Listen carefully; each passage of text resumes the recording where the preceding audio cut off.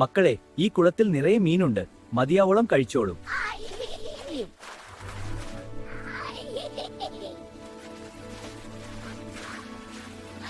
കഴിച്ചോ?